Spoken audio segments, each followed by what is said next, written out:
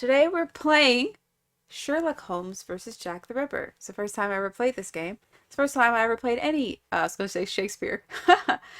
Sherlock Holmes game. I never played one before, but they kind of give me Nancy Drew vibes. It's a point and click game based on what I've seen. I've also heard some terrible things about this company, Frog something. Whoever makes this company, the production isn't so great, as in like there's some bugs, namely with saving. So hope that's not going to be an issue for us because that's going to be super important. And you know how much I already have issues with things crashing, so I don't want any issues like that. But I do want to show you my Jack the Ripper book collection. Okay. This book, Patricia Cornwall, Portrait of a Killer. I read this when I was a teenager. It's been a time since I haven't read this since that age. So like I don't remember if I fully agree, but I do remember upon reading this that you cannot convince me. Spoilers, by the way. That I think the Jack the Ripper is Walter Sickert. Okay, read this book. It's fantastic. So good. The way that it's explained from what I remember about 15,000 years ago. And yeah, he's an artist from back in the day. I am not selling these. Like I don't they look like they're in such great condition. No, I'm not selling these. Thanks for asking. Oh, I need to move the chat also. Thanks for reminding me. But okay, so no, yeah, no. But you can borrow this. You can borrow it, Kennedy. Okay, I trust you. But yeah, Walter Sickert was an artist, and based on Patricia Cornwall's research, I can't unsee it as him. I have never been able to think it's anybody else. But I do also have the Jack the Ripper companion. You gotta have one of these. It's an encyclopedia on everything Jack the Ripper. And I've actually never read this book. Maybe one day. Maybe while I play this game. I'm not gonna read it while I play the game. But I should read it to see if what happens in the game lines up with what we're playing. The timing of it all, you know. I wish I could read and play at the same time. We'll see. Yeah, so that's my collection of Jack the Ripper books specifically that I currently have. And I'm very excited to be a detective. I feel like I'm a good detective. So all right, I'm done. Okay. I'm super excited. All right, I'm super locked in, focused today. And I am going to read everything and be the best Sherlock there ever was. All right? Okay, let's go.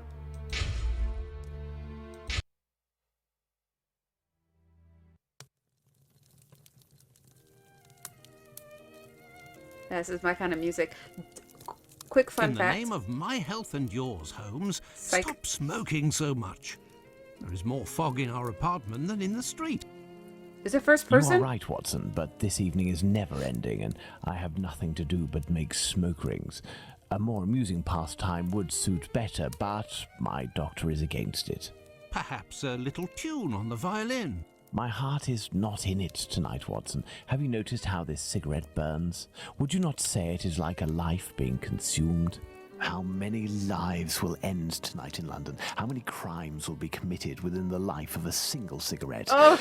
Ah, the vanity of existence. It is but complaints and smoke, the meagre panache of its sickly soul. The tobacco is giving you very somber thoughts. I am certain that this inactivity will not last. Let's retire. You'll be in better humor tomorrow. Reason speaks. Let's to bed. Let's to bed. I just want to, for the record, I am fully into this. This kind of dialogue. I'm all about it. Also, fun fact, The Great Mouse Detective is my favorite Disney movie of all time. And it's basically, it took me forever to learn. As a child, I had no idea. Oh, wait, what's that say? Oh, Frog, whatever presents. Okay, it took me forever. A New Adventure of Sherlock Holmes. It took me forever to realize that it's basically Sherlock Holmes and Watson, The Great Mouse Detective. If you haven't seen it, it's from the 80s. Check it out, please. But yeah. Okay, so CD London, also one of my favorite things. The vibe. I've never been there, but all the things I like. I mean, I just like this era. I like the grotesqueness of it all. Oh, Whitechapel, London. 31st of August, 1888. 3:20 in the morning. Look at all these people out. It's a bustling town.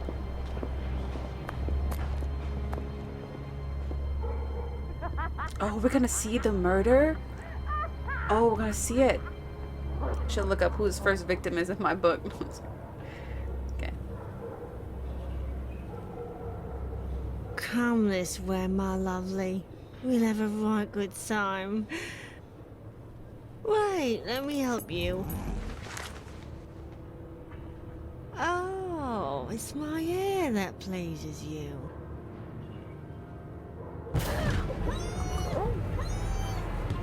Look away.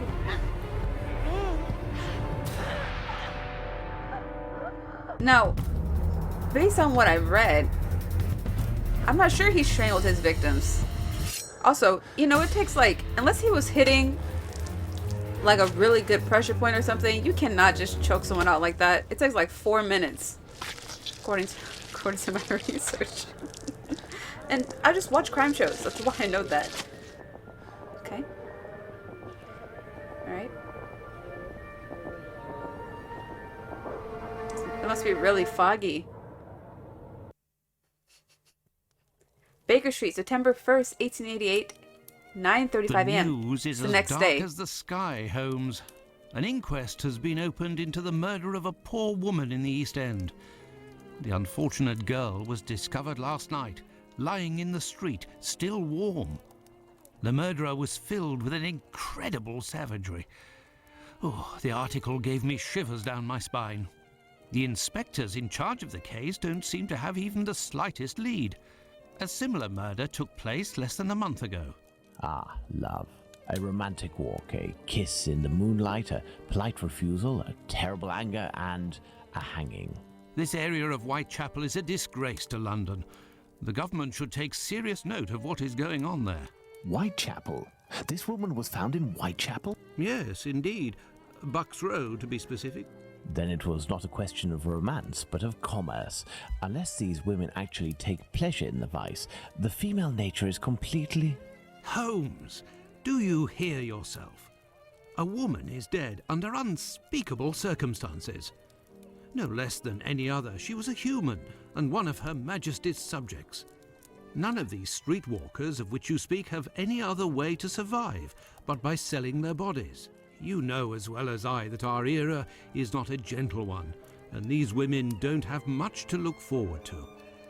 Some grace, if you would. Do not refuse them your compassion. Go ahead, Do not Watson. say another word, my dear Watson.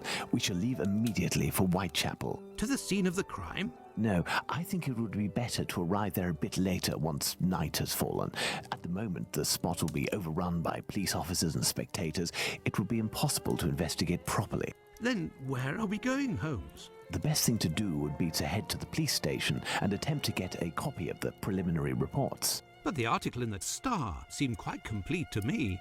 You must know, Watson, that journalists often draw conclusions from the facts without a proper understanding of how to do this delicate task. We must obtain the reports from the inspector in charge, as well as those from the coroner. Very well, Holmes, but all the same. It seems to me that I have a map of London somewhere, Watson. Can you find it and locate Whitechapel while I get ready? I better not You be are Watson. too kind, Holmes. Searching through your mess? I'm Sherlock. Oh, we gonna do some reading. Now there's some things I just wanted to say real quick. About what was it that I had to say? Whitechapel, Sherlock. Oh, you know what's interesting to me? I think that one of the scariest things is that easy to forget that Jack the Ripper, whoever he was, was a real person and that like real people died. Sherlock Holmes is not real. I'm pretty sure he's a fictional character. So it's interesting to like think about that aspect of it, but also I don't know what the formula is for like the jurisdiction and the law, but like in America, you can't like arrest people or insert yourself into a case if you're not even in that county. So like I wonder how it is back then in London. Like could Sherlock Holmes just walk in and just start investigating? I mean, I'm sure he could like as a hobbyist, but like if he did find out whoever Jack the Ripper was, will that evidence hold up in court?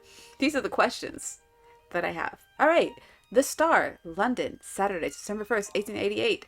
Special edition, The Whitechapel Horror. Also, first of all, peep the mouse is a bloody knife. Um, the third crime of a man who must be a maniac. He's on his third victim. We are behind. Women lured to by streets to be butchered. The latest victim identified. Opening of the inquest. Great local excitement. The victim of the latest Whitechapel horror. The woman who was found yesterday morning in Bucks Row completely disemboweled and with her head nearly gashed from her body was for a time completely unknown. As the news of the murder spread, however, first one woman and then another came forward to view the body, and at length it was found that a woman answering the description of the murdered woman had lodged in a common lodging house, 18 Thrall Street, Spitalfields. Women from that place were fetched, and they identified the deceased as Polly, who had shared a room with 3 other women in the place on the usual terms of such houses. Nightly payment of 4D. What is it? It's not drachmy. 4D. Okay, I don't know what it is. I don't know what that... It's not £4? That's not £4. I don't know what this is. Tell me if you're from London and you know. Each woman having a separate bed. Okay. It was gathered that the deceased had led the life of an unfortunate while lodging in the house, which was only for about 3 weeks past. Nothing more was known of her by them, but that when she presented herself for her lodging on Thursday night, she was turned away by the deputy because she had not the money. She was then the worse for drink, but not drunk, and turned away laughing, saying, "I'll soon get my DOS money. See, is 4 DOS? 4 DOS? I don't know. See what a jolly bonnet I've got now." She was wearing a bonnet, which she had not been seen with before. Yeah, where she get that from? Because she took it off to show him her ginger locks. And left the lodging house door. A woman of the neighborhood saw her later, she told the police, even as late as 2:30 on Friday morning in Whitechapel Road. Ooh, okay, wait. In Whitechapel... Oh, wait, how do you do this? In Whitechapel Road. Okay, it has... Okay. Opposite the church and at the corner of Osborne Street. They really put out a full-page article on this. You know, actually, that's rare. You know, for like, at least, okay, like either the crime has to be super gruesome or somebody well-known will die, but usually when like, in my research, you know, you have people who, people say are like, they're high-risk people. People say they're undesirable, you know, like poor people or whatever. The issue is usually that the crimes are underreported, but like, anyways, I know this is a video game. I'm just immersed right now. It's got a full-page article. That's pretty great, I guess. Okay.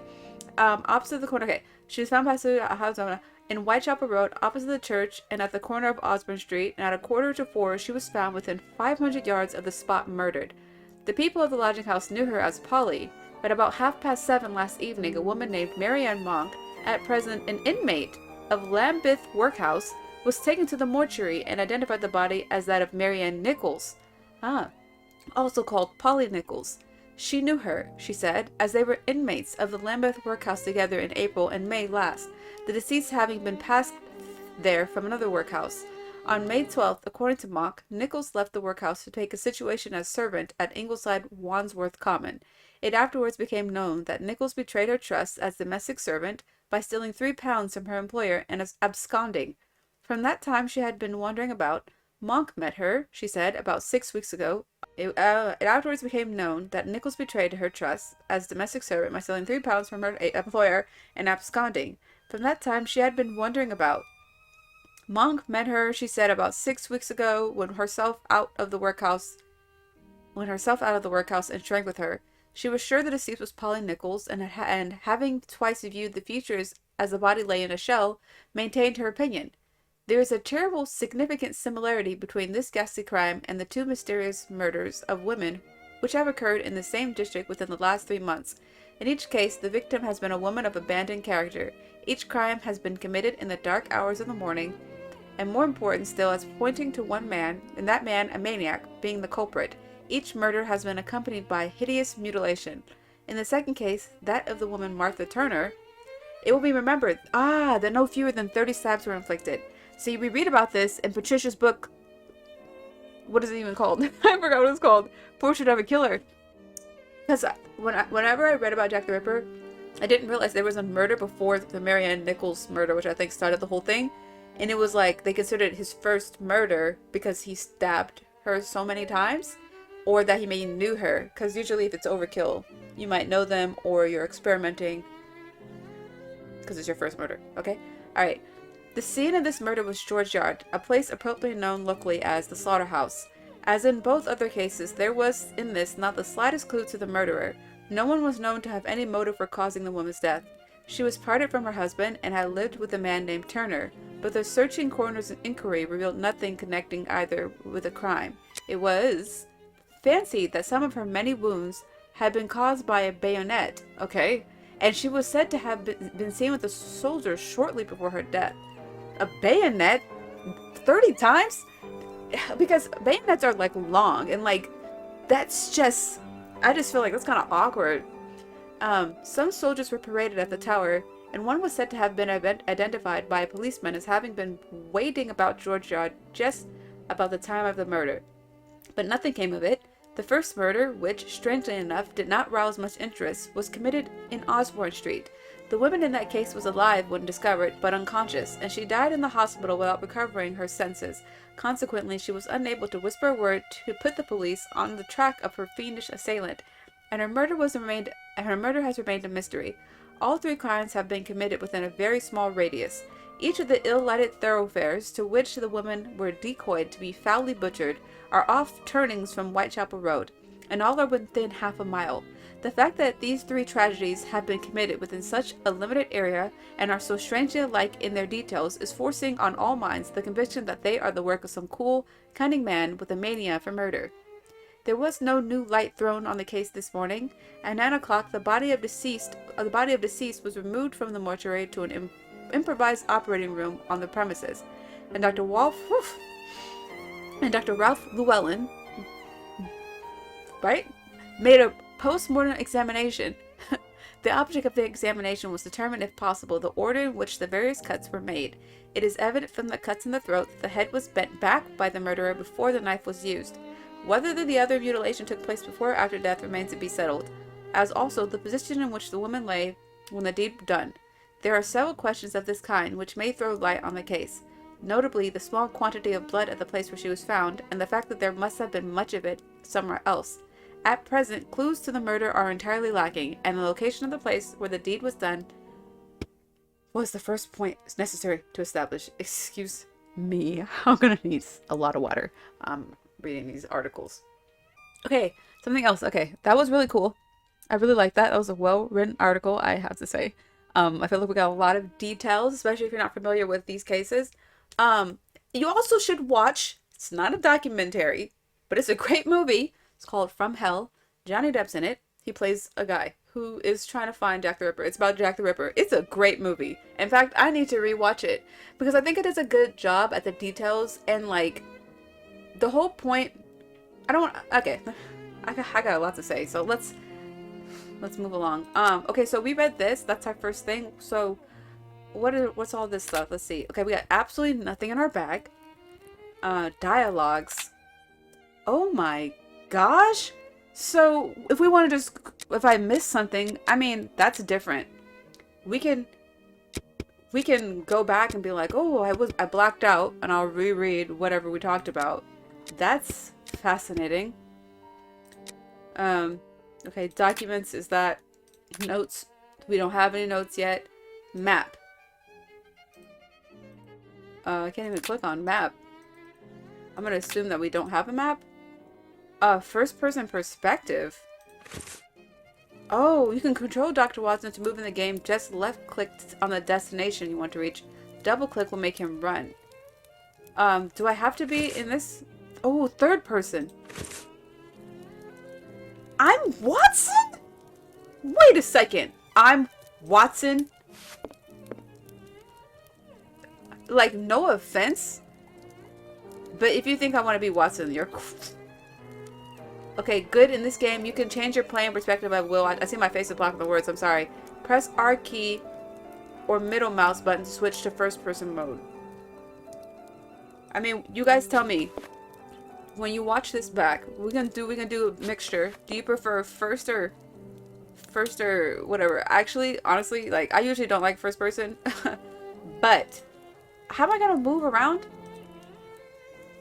Oh, Waseda. Alright. I don't usually like first person, but I don't want to see that I'm Watson. Because I thought I was gonna be the man of the hour. That's fine. I'm a good assistant.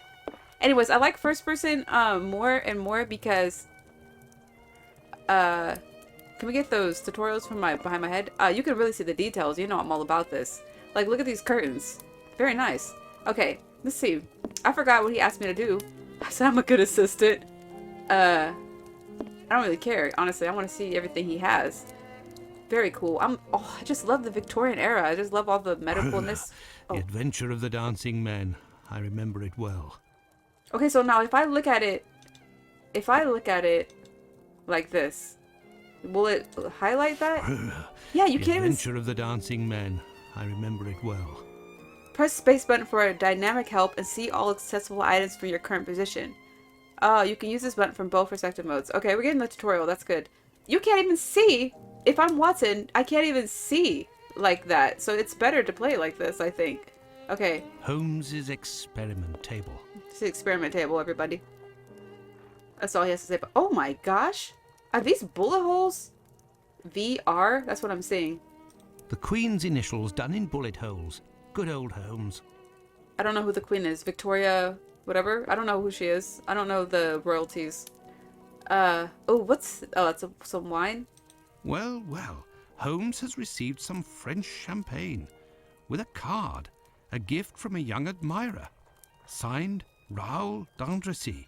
D'Andrecy? Who on earth could that be? A young admirer, Watson? Okay, so is this the article we read? Alright, I am really enjoying this game so far. In fact, let me see if I can save this game. How do I save? Like this? Do you really want to save? Yeah. Okay, it's saved. Resume. Okay, we got newspapers all over the place. It isn't that messy. Oh, his violin. Holmes's violin. He doesn't play nearly enough, if you ask me. Watson seems like a really good friend.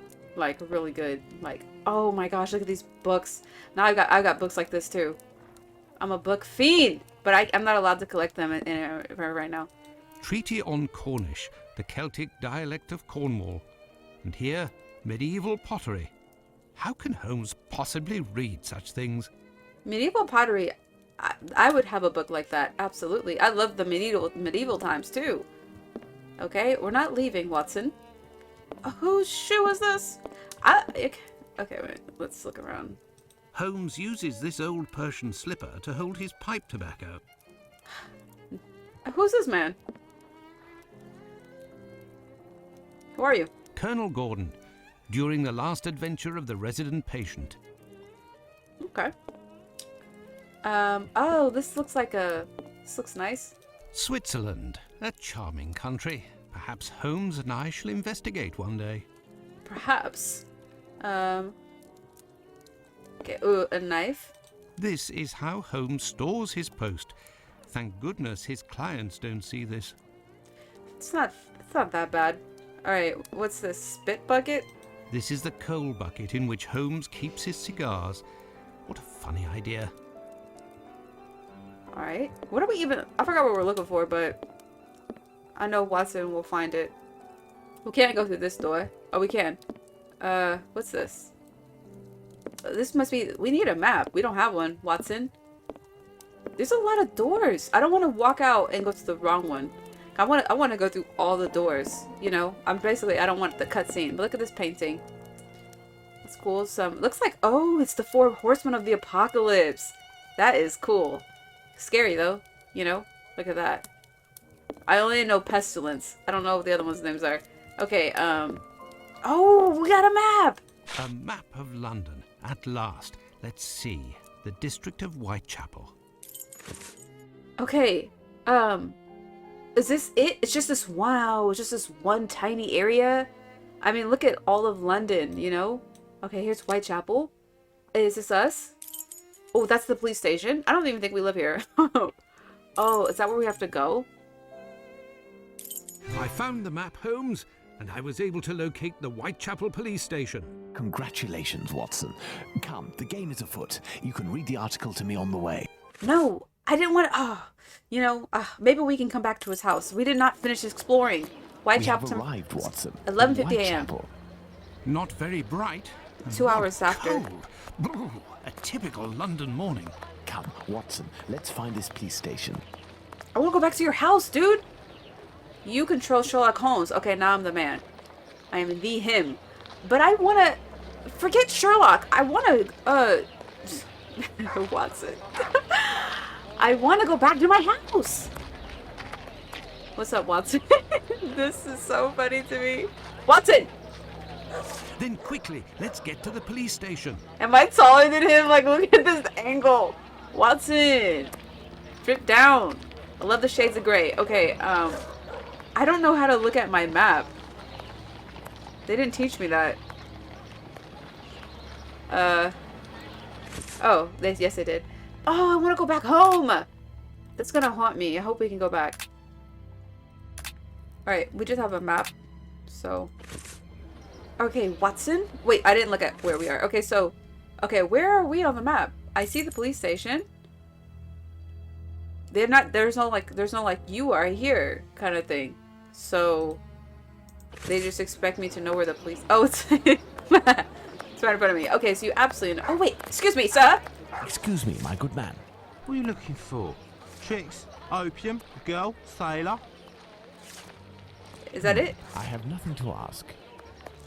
I will harass everybody on the street. Excuse me. What are you looking for? Chicks, opium, girl, sailor? I have nothing to ask. These people... Twins? What is Watson running around like that for? You scared me. Oh, madame. You got a drink in your hand.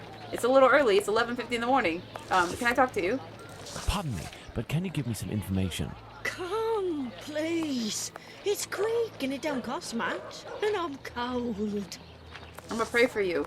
Okay, whose baby is this? Who's bassinet? Alright, Watson, we're not going to the police station. That's not how I play games. I know, they're all gonna say the same thing. Excuse me, my good man. What? I know you. You could. How are you doing? Are you okay? Got a shilling, Gov. I would give it to you. Oh, this game has so many details. Gas without heat, smoke, or smell. Handy night cleaner. Oh my gosh, I have heard horror stories of these kind of machines. You see this? Where like people get their arms stuck in them. Anyways, improvements in shirts. Watson's like, Holmes, you're not being the detective I know you to be. Are you waiting for a taxi? You in a rush, my pretty? Come, I'll have you done so quickly you'll only have time to pay. Okay. Oh, look at this. I Oh, have no reason to go that way. I have no reason to go that way. he really think he's in charge? He is, huh? I can't go down there. I just want to see how far I can get. She doesn't. I Okay. have no reason to go that way. I have no reason Oh, he to won't. go that I can't way. even. Is he gonna harass me or? I have nothing to ask. She had a weakness for the drink, I think. My God, she didn't deserve all that. Yeah, nobody deserves that. Excuse me. I have no reason to go All right, that so way. I can't. Okay, that's good to know. I can't just do absolutely whatever I want, but I can still look around. So yeah, I really like this environment. This is my thing. This is what I like, you know. So I think it looks great and cozy. I love the cobblestones. I love hearing myself walk on the street like this, like that. You know what I'm talking about? This kind of street. I love it. Okay, so sad bunch. Let's see how far we can get down this way before he starts cussing me out. I think I talked to you, huh? I talked to you? Pardon me, but can you give me some information? Excuse me, sir, I'm in a hurry. Yeah, okay. I'm starting to get the vibe. I have nothing to ask. Oh, it's so cold. Come, let's warm up. I mean, it's cool. They make, you know, the ladies of the night, they look a little more tired. And, like, you know. Okay. Oh, it's baby me. I used to do this too. I also play. I have nothing to ask. That's cool. I love that. We can hear him play. Okay, that's the same articles. Oh, he scared me. Watson! Gosh! He pops up out of nowhere. Oh, you poor child! I have nothing to ask. I wish we had money to like... Oh, look at her dress! Get out of my way, Watson! Oh, there's a police right here. Oh my gosh, her dress. Get out of my way. Oh my gosh. I love it. Watson! You're stalking me! Ma'am, Either way, what difference does it make? what difference does what make? I have nothing to ask. Alright, let me talk to this guy. We're practically the same people. Pardon me, but can you give me some information? If it's to file a complaint, you should go to the station. Pardon me, but can you give me some information? You coming, dearie? Oh, look at that carriage down there. Wow, I mean, he says that he has nothing to do, but like, we can go so many places, so... I mean, can we explore the whole Whitechapel? It's too good. I mean, like, is this how I'm gonna get information? It's such a... Why would you... This is such a longer way to play. Anyways, okay. Oh, look at this horse. Hello. Can I get a ride to the police station? Even though I know exactly where it is and I walked in the opposite direction. Hey, my man! Alright, I'm gonna stop messing around. I want to talk to all these people. You know this. You know this about me. But I also want to be efficient. Commercial Street. I want to make this 11-hour game 106 hours. Oh my gosh, wait. Oh, murder and mutilation of a female. Is the Whitechapel Road and apprehension of the supposed murder in the Wait, what? In the Whitechapel Road and apprehension of the supposed murderer. Patient Vulcan Mace for cleansing chimneys. And what's this? Walker's Diaries and Walker's Backloop Notebooks. Okay, interesting. This game is so detailed, Watson! Oh my gosh. What you say? Morrowind to Skyrim, this to LA Noire, you know? Oh my gosh, this makes no sense. Girl, I don't know what you're saying. You're saying that this reminds you of Skyrim and LA Noire combined? I'm just... Wait, who's singing? I gotta find that guy. We gotta hear the music. Who's singing? I'm supposed to... Oh, wait, let me talk to this gentleman and his young companion. I don't know. Hey, you know anything? I have nothing to ask. I have nothing to ask. Oh no! Someone's screaming! What's going on? What's happened? Is it you? How do I run? Like this? Oh, I can run. Are you okay? Are you alright? You're in a rush, my pretty. Oh god, lady. Come, I'll have you done so Move quickly out of my you'll way. only have time to play. Okay, I thought I heard someone screaming. Also, first person point of view feels like a lucid dream point of view. It's so uncanny. If I do third person, we'll never get there. Look at this. Look at that. Hope you enjoy this fever dream. Because we got time is money, even though I'm wasting literally every ounce of time I have. Wasting or gathering information because I'm the best detective known to man. I'm a little lost, I gotta say. I'm getting a little scared. Okay. Where's the police station, Watson? This map doesn't even help me because it doesn't show me where I am on the map. Oh, we can fast travel, so it's okay. Okay, a little calmly walk to the police station and we'll insert ourselves into this investigation. Well, this station isn't very well kept, I say. It's a local outpost, Watson. The daily tasks that confront these constables are not the easiest, and they are poorly paid. We shouldn't judge others, Watson,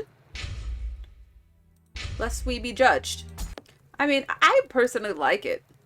They're drying their clothes by the fire.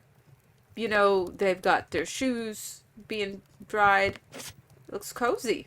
This police station is like a laundry. What a scandal. What else we got? Okay. They got their billy clubs and the handcuffs. They got the little caps. I mean, huh. You know, so, I mean, somebody could break in and pretend to be a police. That would be a huge issue. I have to say. Let me see who's wanted. Who's these? Oh, Michael Ostrog. The dangerous criminal is searched. Look, a suspect description. Michael Ostrog, wanted for questioning. Dangerous. We'll be on the lookout for anyone that looks like him, won't we? We'll solve 2 cases today. They got pictures of him all over. I mean, at least he's here, right? Better than it being empty, especially in a place like this, where they probably just already assume, like, who cares? You know, okay, wait, what's this? These archives are impressive. I bet they have been carefully conserved, classified and indexed in order to follow the evolution of criminality in this area with extreme precision. Wouldn't you say, Holmes? Given their condition, more likely for lighting the furnace, Watson. They're not that bad. Wait, I'm getting confused on who's talking. You were saying, okay, Watson's the optimist.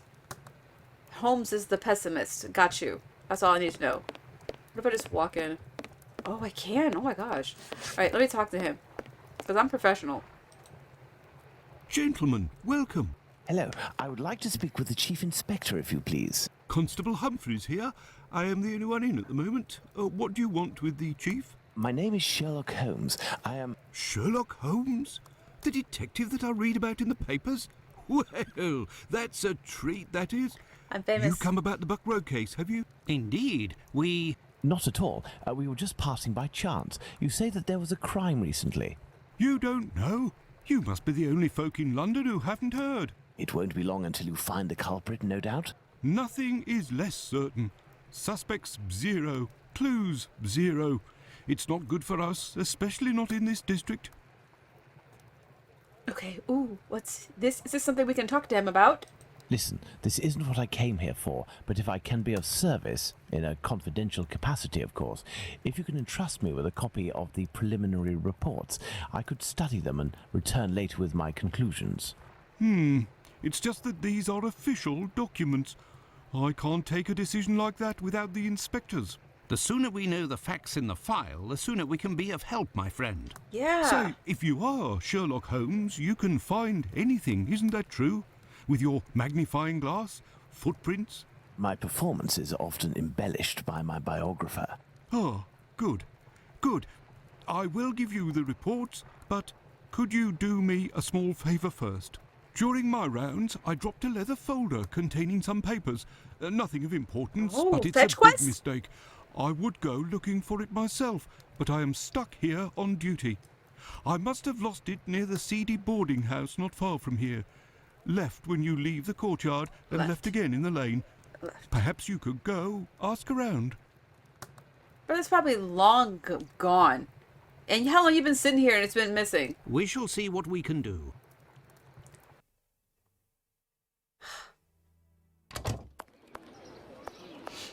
Are we going to go look for these documents? Why not? It'll give us an occasion to take a tour of the district, Watson. Left and then left into the lane. Oh my gosh, these NPCs always have a small favor they need. It's true. It's true. And who are we but favor some people? I don't know what I'm saying. Is this an outhouse? He sent the wrong person to go do his deed. I really want to... Hold on. I just want to go back real quick and see if I can go behind him. Because what is in this door, huh? This must be the door that leads to the cells. Oh, I want to go back there. Okay, just had to know. You know, I'm a nosy sort. Not nosy, I'm curious. Okay, a left. Here we are. And then, oh, these must guys know. These must guys know. They know. Pardon me, but can you give me some information? If it's to file a complaint, you should go to the station. As you'll see, your comrade lost his homework. Oh, what are you selling? Man, move, man! Show me a trick. I have nothing to ask. Oh, he's just playing us music by rotating that thing. It's coming out of these like pipes. I thought it was like a jack-in-the-box, but it's like a musical box. Thanks for the music. Okay, a left and then a left. Oh, Oh, Watson is like, he's giving me the heebie-jeebies. He's just like right there every time I turn my... Oh, hey, man. Yo, you don't look suspicious at all. Who are you? What are you looking for? Chicks, opium, girl, sailor. Sir. Excuse me. He walks like he owns the place. He said a left and a left. So I'm in the corridor. He only told me 2 lefts. So, hey, you seen a brown paper I thing? have nothing to ask. Should I check in this small area first? My instincts tell me I should go this way. And I'll double back. Okay. This is like a dead end. He said a left and a left. I better not be lost. What was he doing over here? Next to a boarding house? I'm telling you, I'm not gonna last very long with Watson just... Oh my gosh, when I turn around, he's creeping me out. It's scaring me. Oh gosh. Hello, I'm looking for the boarding house. Mind you. Hey, good folk. He looks... He cares about his home. Good day, sir. You wouldn't happen to have seen a leather folder on the ground around here, would you? Good day, gentlemen. Finley, caretaker of this building. Here to serve. And yes, less than an hour ago. But some of the local urchins picked it up and God only knows where it might be now. That's unfortunate. This police bag contained documents that the local police will miss. You're inspectors. Not at all. I am Dr. Watson, and this is Sherlock Holmes, the detective. Sherlock Holmes, the great detective. You must be here about last night's murder. Have you discovered the identity of the poor woman? Indeed, I'd only to read the papers. Yeah. Mine is dated from this morning, and it does not say who it is. Mine's is dated from this morning and it says who it is. I'm not really engaged in this case, but if I can help the police, I will do so willingly. Oh, to be sure. I've been told that Inspector Aberline is in charge. A very capable man. Aberline. So, according to you, I have no chance of finding this folder then? Indeed. But I, on the other hand, should be able to find it. Do me a favour in exchange. A vagrant comes almost every night to sleep in one of the nooks not far from my windows. He coughs, howls, sometimes even A sings. favor within a favor? He's quite hefty and I don't dare approach him. I've lost 3 tenants because of him. I think I know who he's talking If it's about. you who speaks to the police, they will take this matter more seriously. Tell them about the captain. They'll know who you're talking about. In the meantime, I'll find your police bag. I told you that someone was going to have picked up the leather case. He just left it there on the street, like, for who knows how long. Okay, we have another... Wow, okay, so his paper says something different from mine. That's really cool. I love that because that's realistic. Because depending on where you live, I mean, a journalist is a journalist. Like, not all of them are good. East London Advertiser, the Star. We got the full whole breakdown. Let's see what the East London Advertiser has to say. Another Whitechapel mystery. Horrible murder in Bucks Row, Whitechapel. Scarcely has the horror and sensation caused by the discovery of the murdered woman in Whitechapel some short time ago had time to abate when another discovery is made. Which, what? Disaster. Scarcely has the horror and sensation caused by the discovery of the murdered woman in Whitechapel some short time ago had time to abate when another discovery is made which, for the brutality exercised on the victim, is even more shocking and will no doubt create as great a sensation in the vicinity as its predecessor.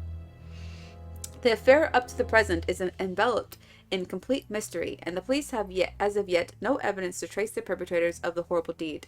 The facts are that Constable John Neal was walking down Bucks Row, Thomas Street, Whitechapel, about 3:45 on Friday morning, when he discovered a woman between 35 and 40 years of age lying at the side of the street with her throat cut right open from ear to ear.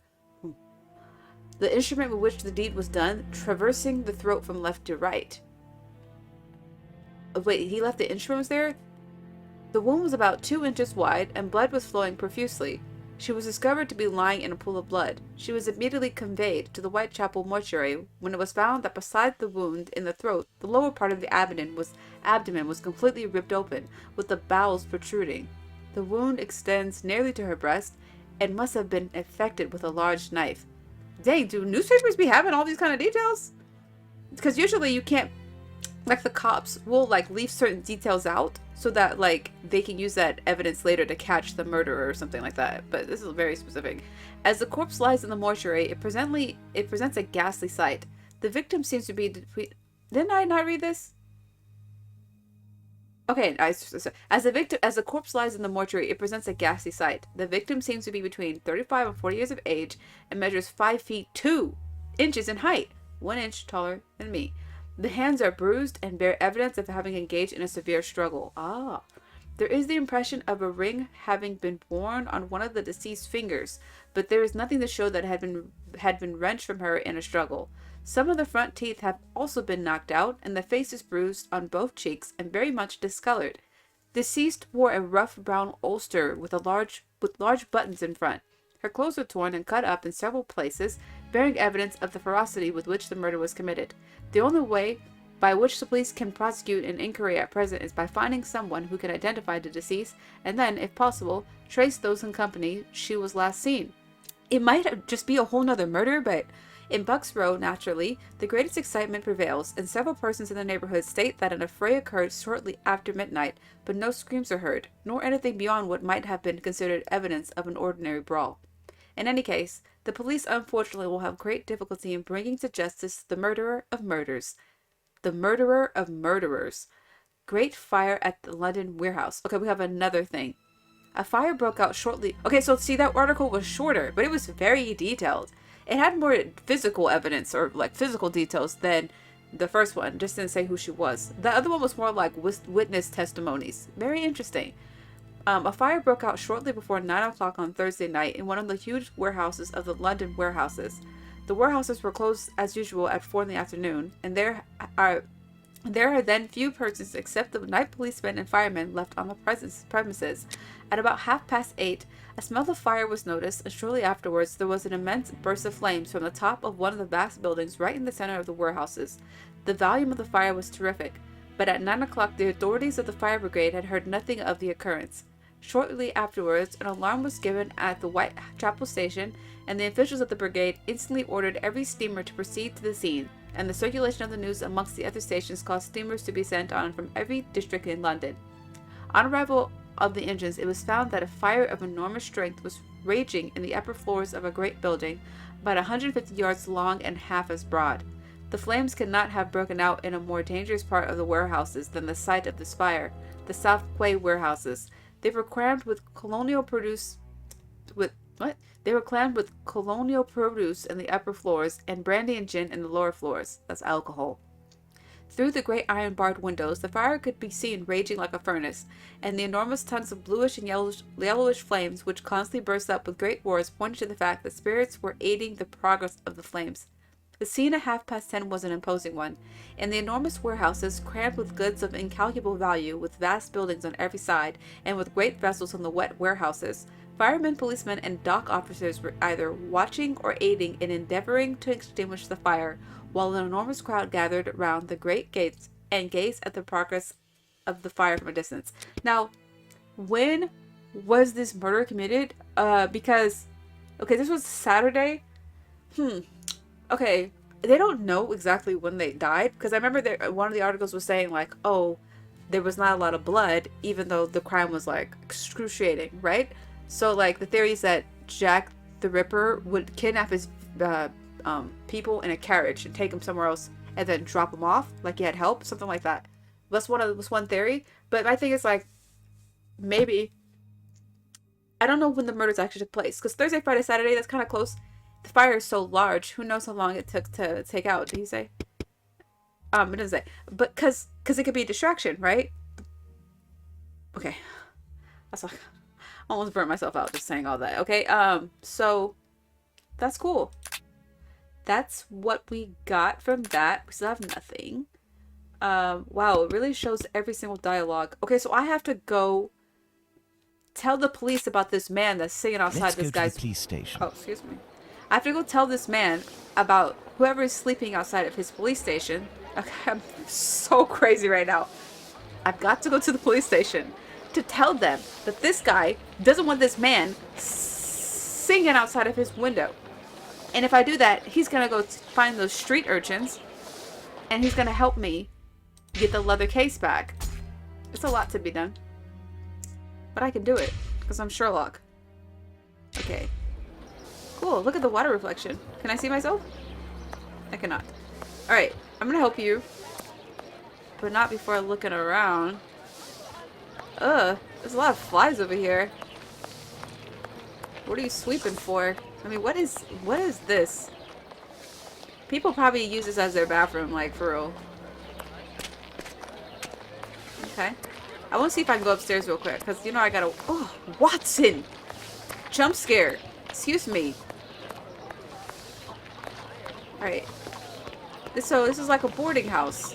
Very cool. It's probably like 10 cents to stay here right now. Like 10 cents a night or something, huh? I don't know. Oh, good. Look at Watson. Such a good boy. Just stay downstairs. Alright, let's go. Alright, we gotta go back to the police station, I'm pretty sure, Watson. And we gotta let them know, about the guy trying to be famous. Trying to make a name for himself. We also have to go the right way. Yeah, it's this way. Right? Oh, excuse me, sir.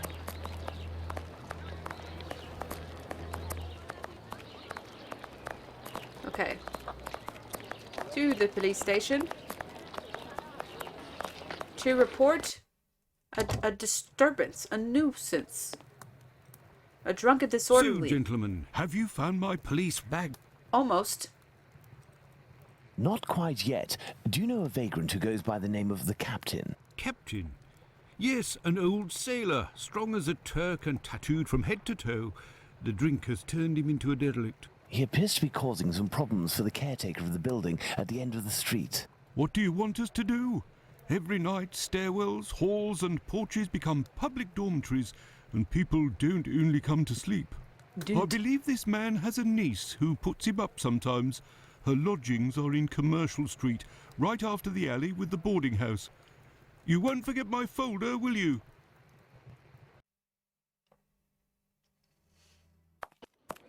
They love... I mean, this is interesting. Do you I'm running. believe this woman will agree to have her uncle stay with her?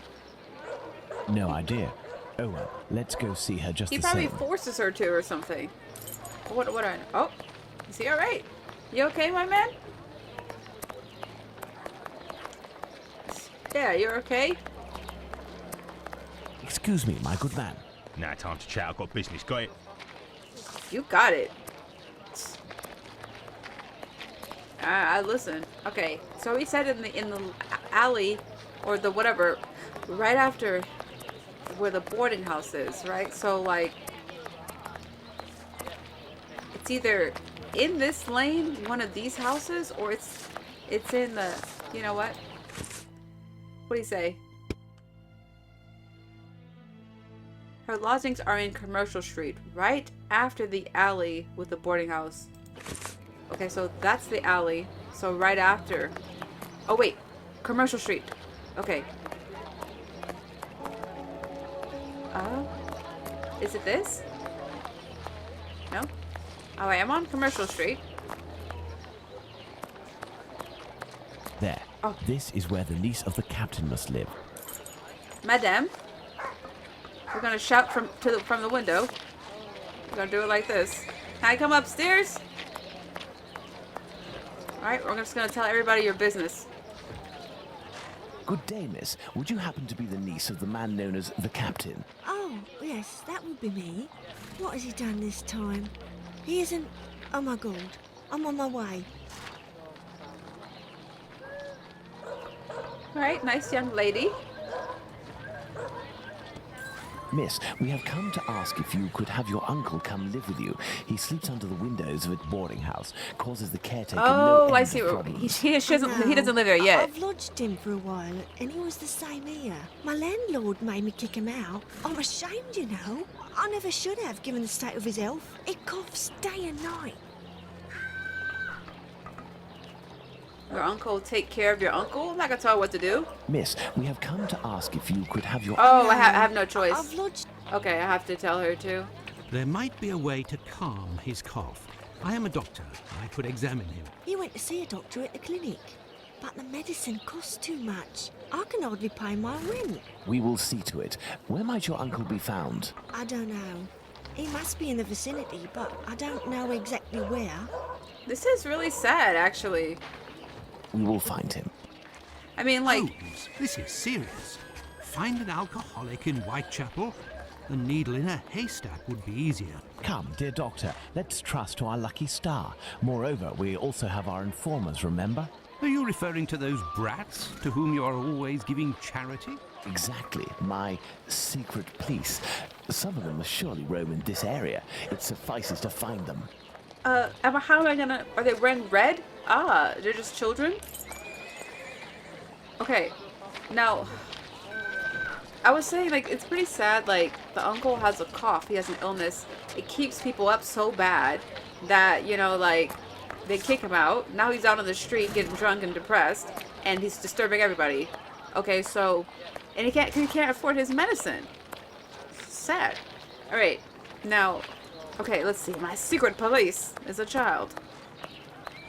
Who apparently I don't take well care enough if he still has to live on the street. Hello, young man. How are you? I recognize him.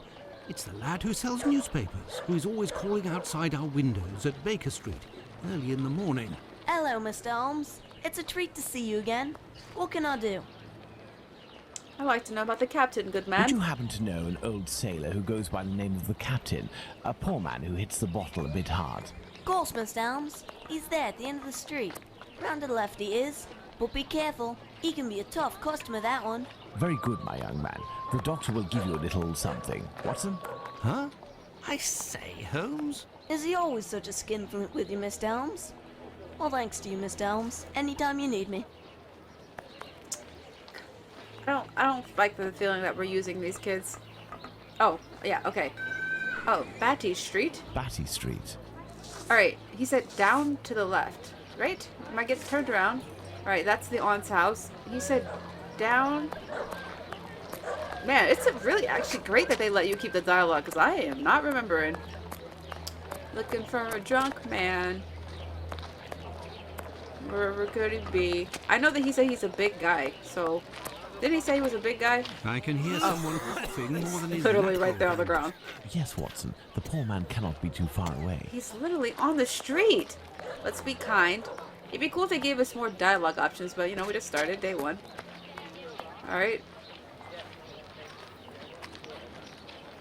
If, in order to listen to us, this man imposes as condition that we find his pet cockroach, there will be another murder in Whitechapel today, Watson. Yours. Yeah. Yeah, they keep running us around. His pet cockroach. He is in a critical state, Holmes. He has barely a month left. Oh, Is there no. a way, dear doctor, to ensure that this last month passes in silence? Really, Holmes, sometimes you... Oh, really? I will make note of some medicine to get immediately that will relieve his pain. Oh, Very terrible. well. I will locate an apothecary or a clinic. Gosh, I'm so sorry, my man, that you only have a month left. I'll pray for you that it's the best month ever. Find the medicine, Holmes. We must make haste. I know, let me not waste time. He doesn't have a lot of time. And he sent somebody who gets distracted very easily. I gotta find an apothecary. I don't even know where one could be. How would I know? Tell me. Oh, okay. Clinic. Okay. Dead end. Okay. What's this? Lucy's lodgings. Boarding house. Okay, so we'll go back to Lucy's lodging. We'll go like that. We'll go like this. Okay. Okay, back to Lucy's. Okay, wait. He's there. Okay, we're gonna go up here. Oh, I'm about to be the master of White House before this game's over. I'm gonna know where everything is. Alright. It's not a big area anyways. So we're going now. Lucy's house right there. Gonna have a nice little walk to the apothecary. Man, love it. It's kind of like over this way. Check my map. Okay, so I went past... Oh, so I've got to go under this bridge. It's not a bridge. This tunnel. And then I'll make a left. This is awesome. Okay, I wait. have no reason to go that way. Alright. That's crazy. Okay, that's fine. This must be the tunnel. Oh, this is getting a little worse. It's getting a little... It's getting a little sad. It's getting a little sad. You know, sorry about your circumstances. Wish I could help you all. Okay. Alright. There's a little detour. How is Holmes, like... This gotta be a dangerous part of town. I have to say, like... Oh my gosh, is this a human? Oh. It's not even a pile of stones. I have my glasses on. Oh. Just gonna try to save it as much as I can.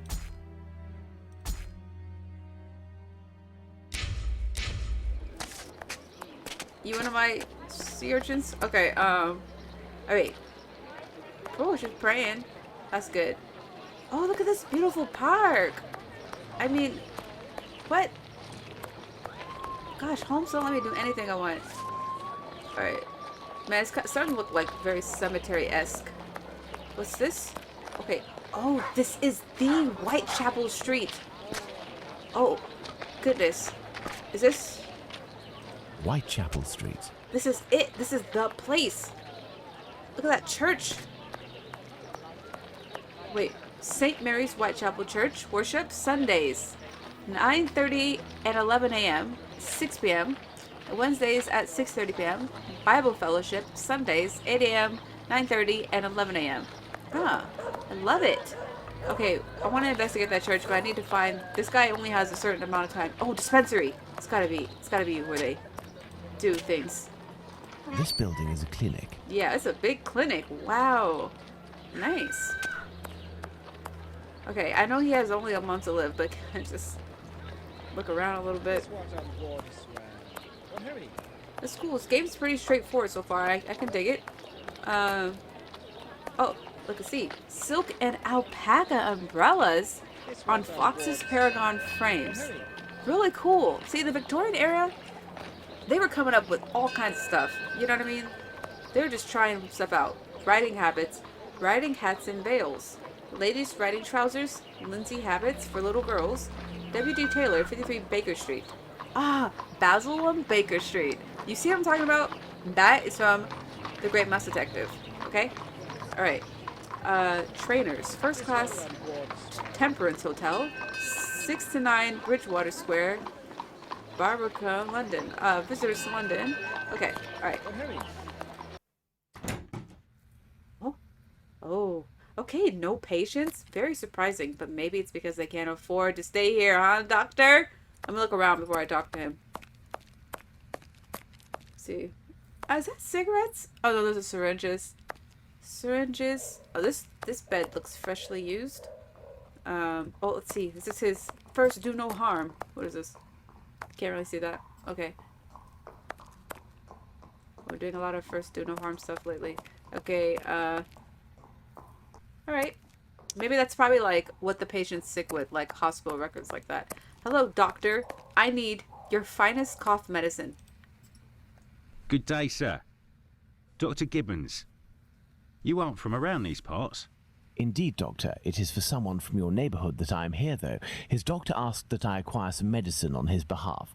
I have the note here. Dr. Watson? Not from round here neither. This medication is quite dear.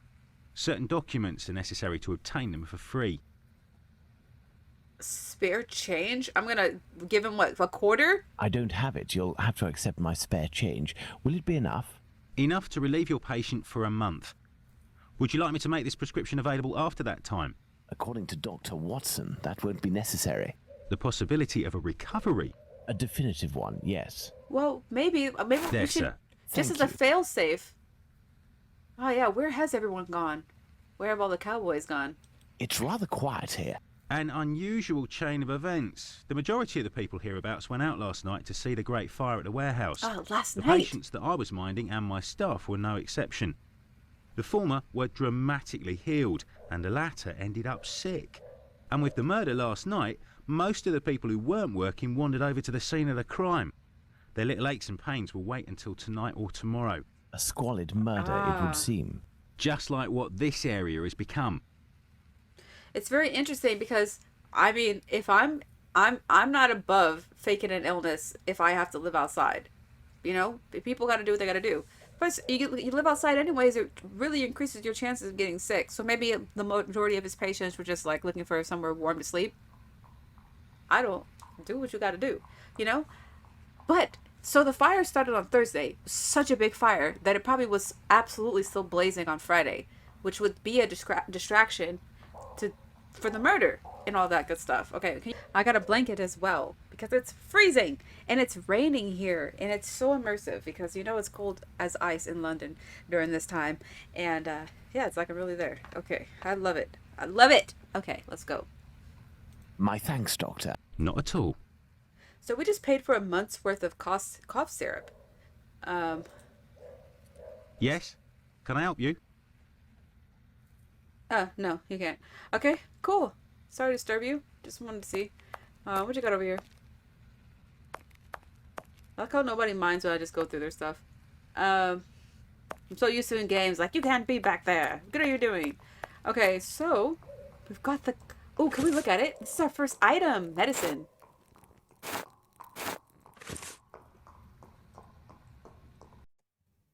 Alright, we're gonna deliver it. Like, proper, I don't know. Is it gonna stay in that corner? Oh, maybe because it's highlighted. Okay. Don't want to drop it.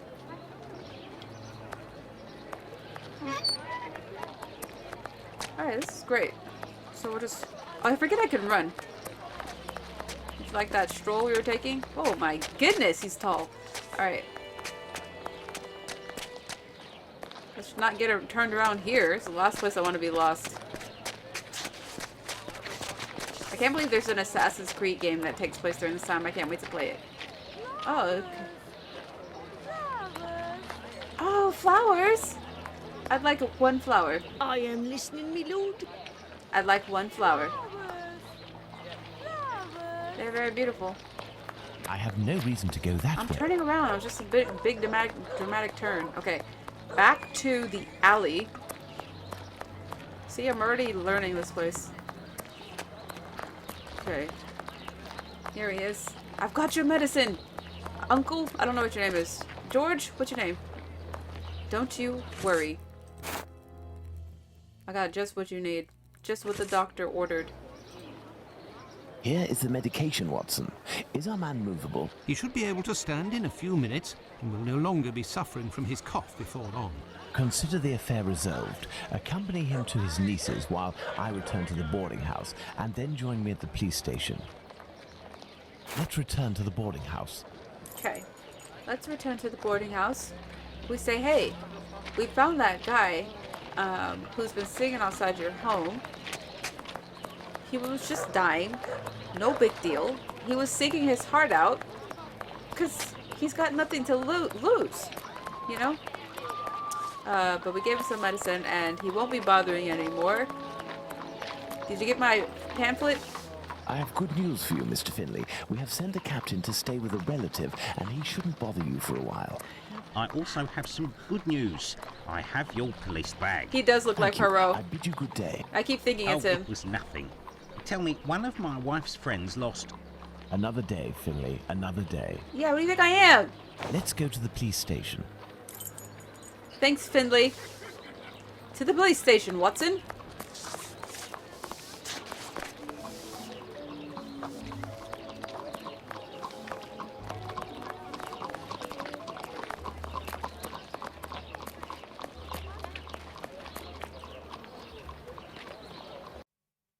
I like how you have to look at your hand in order to open it. We have had quite the day. So, what news do you have, Mr. Holmes? Got your thing, my guy. Oh, that's right. I forgot to. This game's cute. I've got to have it in my hand. Police bag. He lost this whole thing. You should be fired. This looks so important. Are you sure it's the police bag that you lost? Right there. Yes, but someone attempted to force it open. They didn't succeed, but now the lock is stuck.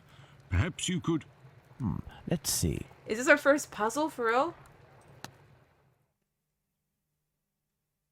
Are you kidding me right now?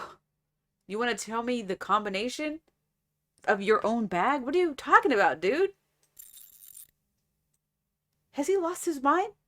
Okay, I already know what this puzzle is. This is a 1, 2, 3, 4, 5 puzzle. Okay, hold on. I'm all about numbers. I'm not. But I see numbers all the time, and they're all about me. I know this kind of puzzle. I was so excited until I saw these numbers. This gotta be it. This has to be it. Open. Open. This has to be the puzzle. 1, 2, 3. Oh, maybe this has to be 4. 4, 5, 6. I don't know what I'm doing. Reset? No. What's this do? Close? I did it. It's open. So, what news do you have, Mr. Holmes? Okay, so it's not a combination. This man. I don't know what they expect of me.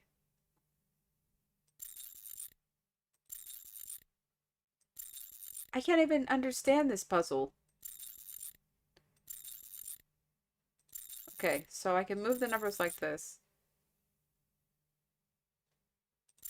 How will I know when I've gotten it right? Maybe this is supposed to be 1. Maybe this is supposed to be... I just assumed it would start down here for whatever reason. Okay, so 1, 2, 3, 4, 5, 6. Also looks correct to me. But it's not. I can come up with combinations all day. Okay, 1, 2, 3, 4, 5. 1, 2, 3. This is probably gonna be 4. Okay, this is harder than I thought.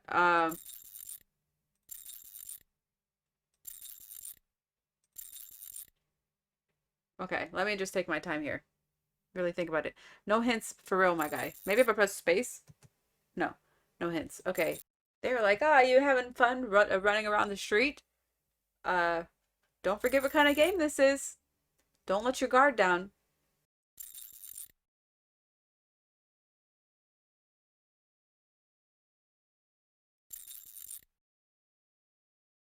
By the time you solve this, there'll be another... How dare you? And you're not even wrong, actually.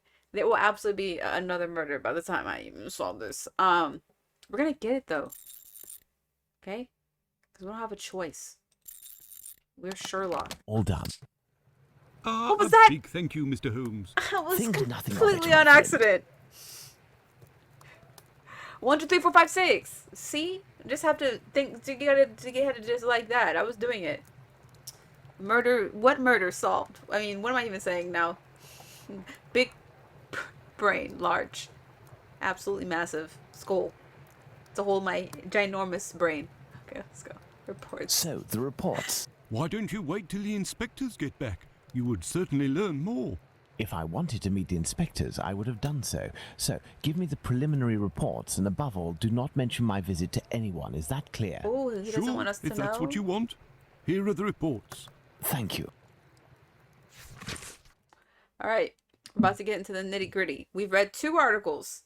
Now we're going to read the reports from the actual inspectors, who Sherlock Holmes doesn't want them to know that we're on the case. That's very interesting.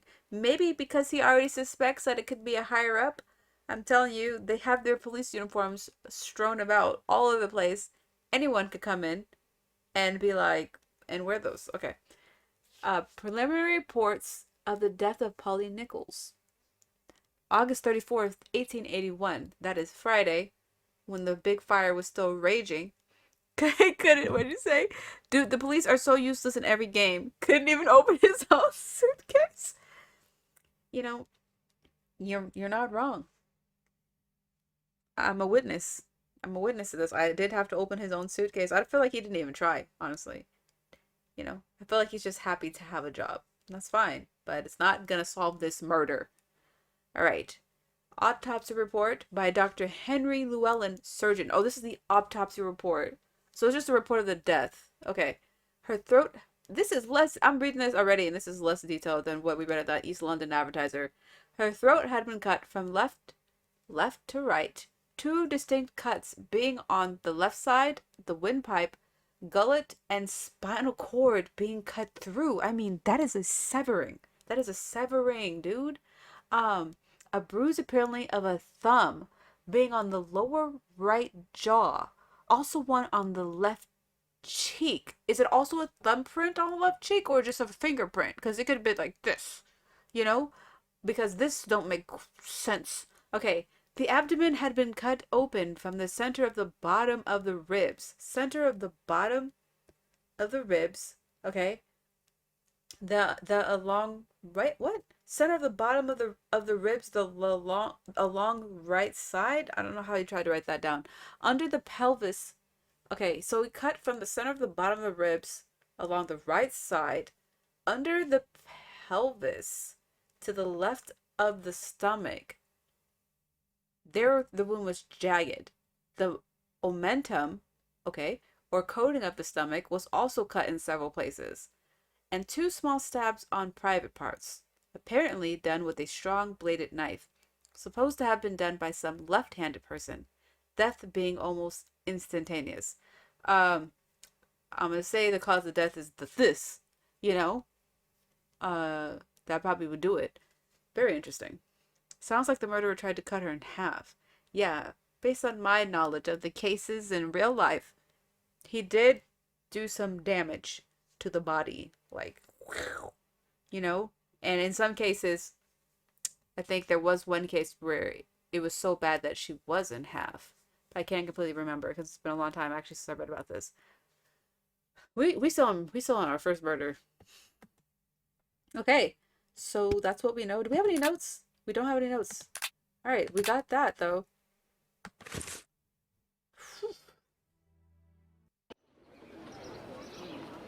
Have you obtained the preliminary reports? Yes, we'll read them on the go. Let's to the scene of the crime at Bucks Row, Watson. Now to the scene of the crime. Why did I completely forget this about Jack the Ripper?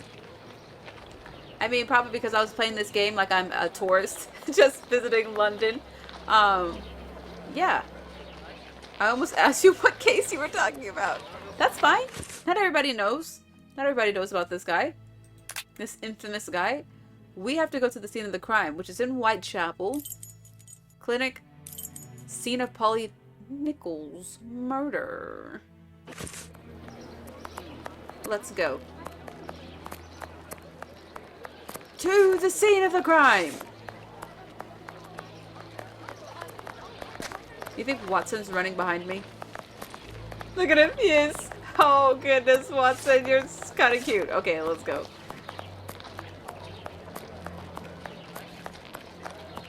Can you imagine just these two well-dressed gentlemen running through the street? Oh, this is the way. Mind you, folks. Mind you, good folks. You look suspicious, guy. She's praying. Alright. Everybody watch out. Oh, he's selling flowers too? Wow. Amazing. Can I have one? Oh, nasty weather, isn't it? Can I have a flower? Okay. Alright, to the scene of the crime. Look at this place. What's this?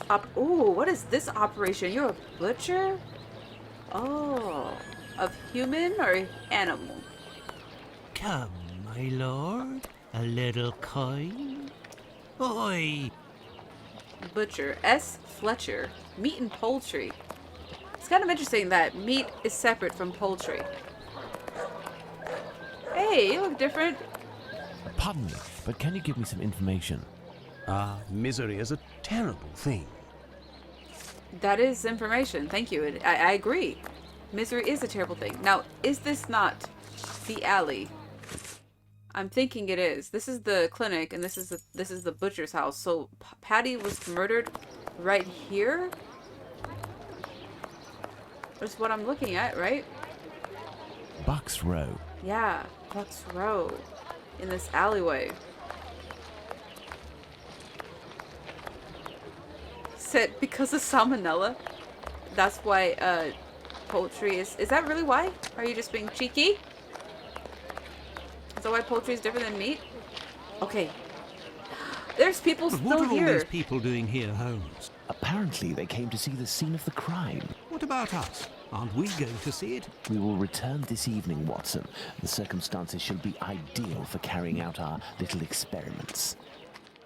Later. Well, Watson, we are at the scene of the Polly Nichols 10 murder. p.m. Imagine the victim lying at the spot where she was found and try to discern all of the clues we can. Watson, you are a writer. I am therefore entrusting you with our deduction board. It will help us to establish certain facts. Understood, Holmes. Okay, so Watson's the brains. No, he does the deductioning. He's doing the deductioning. We're looking at clues. Okay, so we're imagining that Patty is here on the ground here. Let's look, huh? Okay. No signs of blood. Ah. No traces of blood on the walls. This is my deduction board. Alright. Let's return. Okay. There is a black bonnet near the left hand. She took it off. We saw in the scene. Okay, they're forcing me to be in this this view. I can't do first person right now. We know her belly's been cut. The body was lying on its back, legs straight and slightly apart. The skirt had been lifted up to the middle of the body. The left hand was touching the barn door. The body was still warm. Let's reread the preliminary report for the details on the wounds inflicted upon this poor woman.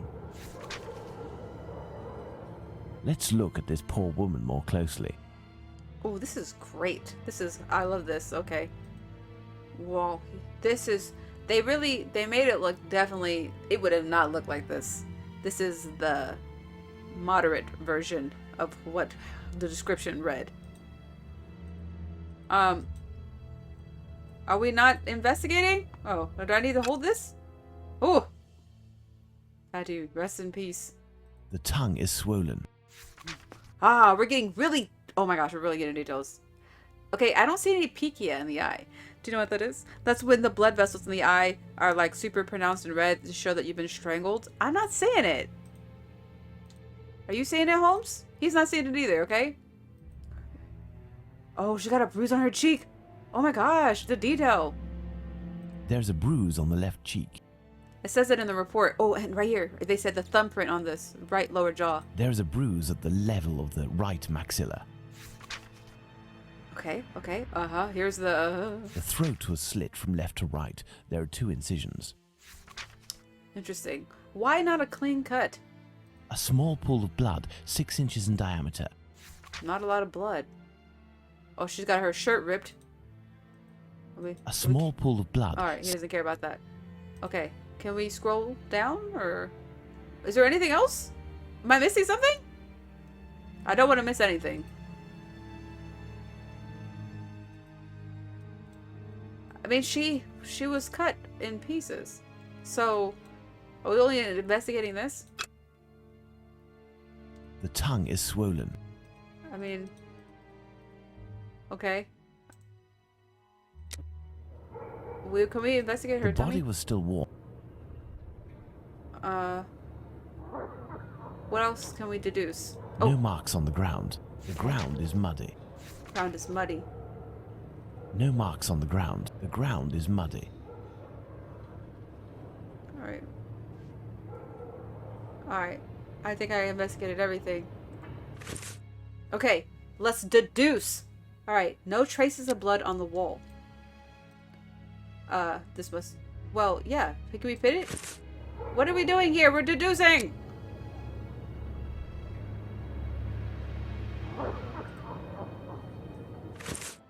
Why is that? Okay, a little pool of blood. Okay, there we go. What's this one? The blood spurted. The blood didn't flow in strong spurts. The murderer wanted to drain the victim of her blood. The blood didn't flow in strong spurts. It didn't. It's just a little blood. The victim had her throat slit. Where can we put that at? I mean, she did. Okay, it's interesting they won't let... Oh. Every button I press is the wrong one. It's interesting they won't let me put it where I want it. A black bonnet near the left hand. Why is it up there? That's so weird. A dirty and damp ground. It's muddy. Okay. This is so weird. He could not have had any relations on the ground. Okay. The murderer threw water on the ground. He absolutely did not. That's ridiculous. There were relations on the ground. No, because it would have left markings. Interesting detail. This game is the brain work required for this part. I kind of love it though. It's like a murder mystery party, but not without the party and without the mystery. All right, no traces of blood on the walls. Okay, and the victim had her throat slit. Okay. So there's no traces of blood on the wall. Victim had her throat. So he did it while she was lying on the ground. The wall was washed. No. The killer slit the victim's throat quietly. The victim didn't have her throat slit by standing. Yeah. What can we deduce? Patty Nichols wasn't killed here. Patty Nichols was dead before being stretched out and having her throat slit. Absolutely. Patty Nichols was killed by having her throat slit. Ugh. We saw him choke her in the flashback. And that makes a lot of sense to why she wouldn't be bleeding out if she was already dead. Obviously, he only choked her for about 0.3 seconds. That's not really how you do it, but ignore me. I'm gonna say that she was already dead. Okay. It's green because I'm genius, right? It better be right. Okay, what is 1 of 2? Okay, that was one deduction. So we gotta get the next one. He said, I've always wanted to try like those murder mystery parties or escape rooms. I have too. Seeing horror movies based around them has, made me kind of scared. But if I was with the right people, I think it could be fun. Okay, no footsteps on the ground, right? The mud was undisturbed. Why won't they let me put these where I know they go? Whatever. Oh my gosh. The tongue is bloated. Alright, how's that go? Do they not just go... I guess I'm just pitting them where I thought they go, but... Okay, no footsteps on the ground. Okay. Oh my gosh. I pressed my button 100 times. The tongue is bloated. Ah, Nichols was strangled, was poisoned, was suffocated. Now, I looked at her eyes to see the peeky eye. And they were not like that, but we saw her strangled. This is almost like cheating. I didn't know really that your throat would swell when you're strangled, but I could imagine if you were poisoned that would be the case. So I'm gonna actually leave that. I'm gonna leave that. The victim has a bruise on the right jawbone. The murderer beat the victim. The bruise is caused by hard pressure with the fingers. Yeah. The throat was slit from right to left. The corpse was still warm. The murderer cut open Polly Nichols' throat. This movie is gonna be demonetized if I ever put this on YouTube. If I ever am monetized. Okay, hold on a second. The tongue is bloated. I know she wasn't poisoned.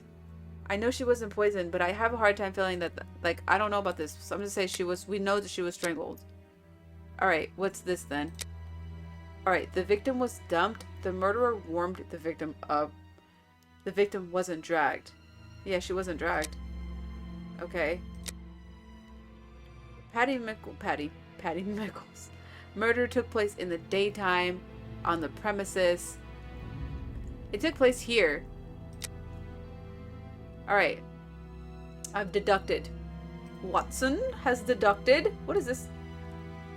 Polly. Oh, that's cool. So this is just for Polly. Okay. Done. I'm done. Right? I'm done. Let's wrap it up. Did I miss No something? signs of blood. It's green. You must deduce the facts based on the observations that you made at the crime scenes. Click on the observations on the left of the screen and position it in one of the spaces in the center. Boxes containing an arrow appear on the screen. But You must choose one. Once all the facts in the right side of the screen have a green outline. Your deduction will work. Okay. They all had a green outline. Am I missing a fact? How did I get out of here before? Okay. I've deducted. Okay. This spot is deserted, Holmes. The prostitutes only come here to exercise. Alright. Oh, that's another clue? Are we not done with this deduction? Can I get out of here?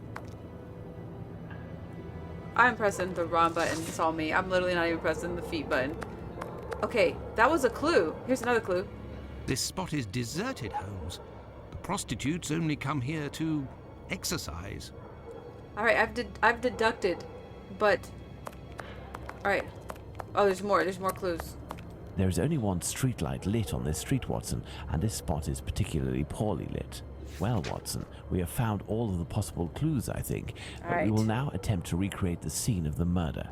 Come closer, Watson. I have to make you up. Oh my gosh, are you You kidding me are right now? joking, Holmes?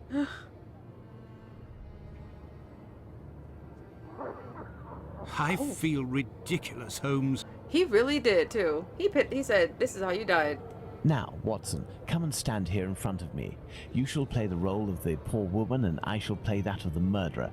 Let's try to reconstruct the facts to ensure the final result corresponds indisputably to the way that Polly Nichols was killed. It's like, you know, like Poirot, Agatha Christie game I played, which I loved. But this one has like more details. I really like it. I gotta say, it's giving better. Okay, what am I doing? I'm pretending to kill this man? Okay, so I have to do this perfectly. So you're already lying down. You're lying down. I said lying down. He's already lying down, right? Oh no, he's standing up. He's standing up. We gotta do this right. Imagine having a friend like this. Like, hey, act like a dead body for me real quick. Doesn't everybody... Don't we all have play that game? Okay, so what's his face is standing up. And then we choke him with our bare hands. And then, we take... Oh, which hand first? We take the left hand... The left hand... Okay, we're facing him. Take the right hand first. What is the difference? Like, what? How am I gonna know? Okay, right hand. Okay. Wait.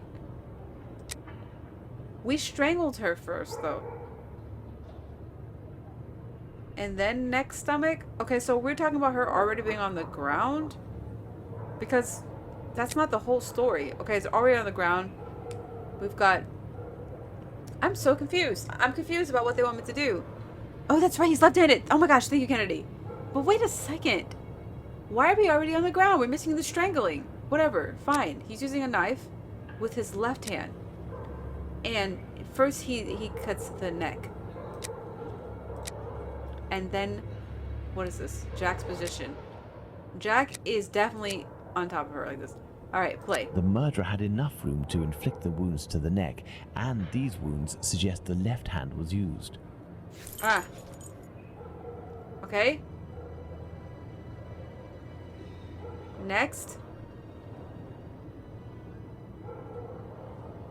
Next, dude. Alright.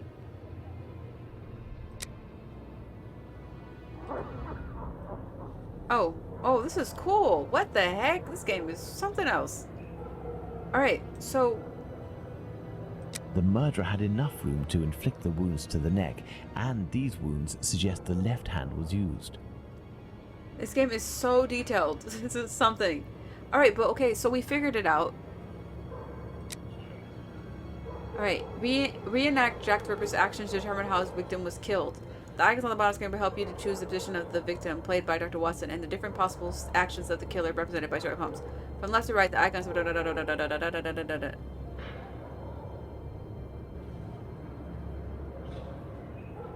Alright, how many... Okay, so... This is what I've chosen. Okay, so... Wait, stop. Now, can I choose other scenarios? Because we do know that he also struck her. Yes, it's quite possible the events occurred like this. Yeah, that's what I thought. Yeah, exactly. My dear Watson, now that we have found all of our clues, nothing remains but to subject them to our most likely hypotheses in order to deduce the facts. This is... Man, I might as well become a criminologist. This is something. Alright. The murderer must have been sitting on the victim. The murderer... No. The murderer was standing in front of the victim to strangle her. Absolutely. The killer's right hand prevented the victim from screaming. There were relations while standing up. The killer's left hand prevented the victim... No, it was the right hand. Because this is his dominant hand. You know, okay, so... If I'm gonna stop someone from screaming, I'm right-handed. I'm gonna go like this and that. You know, because I'm right-handed. So he went like this and that. Okay? Alright, so, the victor's right hand did that. And then, the... Criminology majors play this game to practice, actually. No, you're joking. Are you joking? Are you telling me a fun fact? Are you... Don't play with my brain right now, Kennedy. It's midnight. Is it true that they do? Tell me for real. Okay. The killer strangled the victim with his right hand. No. Oh, wait. The killer strangled... He did both hands. He used both hands. Okay. You are joking? Okay, that's fine. That's fine. I'm just a gullible person. Okay. Okay. I'm just excited. The killer is left-handed. Killer had 2 knives. Murderer right-handed or left-handed? He's left-handed. We already know from the... Oh, this is wrong! The killer is left-handed? What a great game. That's why the markings are so shallow. Even though in the report it said... Well, we don't actually know if that report was talking... Oh, yeah, we do. It said that the... Okay, this is why I got this wrong. The report said that he cut her to the spinal cord. When we saw those cuts, they look so shallow. It would make sense if the killer wasn't left-handed because you wouldn't be able to inflict as much force. They're saying the killer is not left-handed. So that's really interesting. Did he have 2 knives? I don't know how we could deduce that. Wow, this is wrong. Okay, something is wrong because it's supposed to be green. Okay. So he didn't strangle with both hands? Because I remember in the flashback that he did that, but I guess not. There's an archaeology in Rome game that art majors have to take. Oh, that sounds so fun. Is it fun though?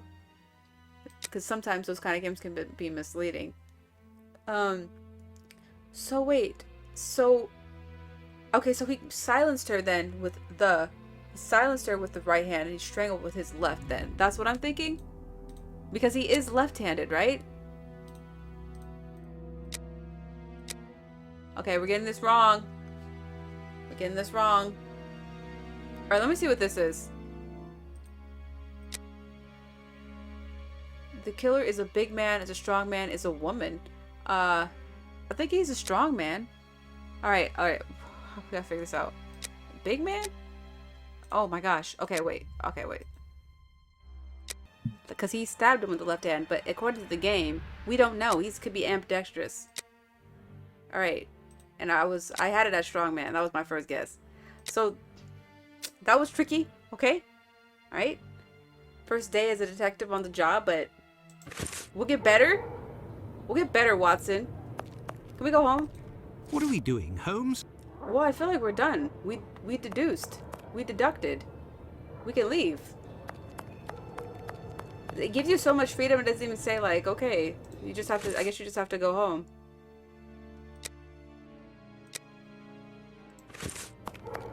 Alright, let's go, Watson.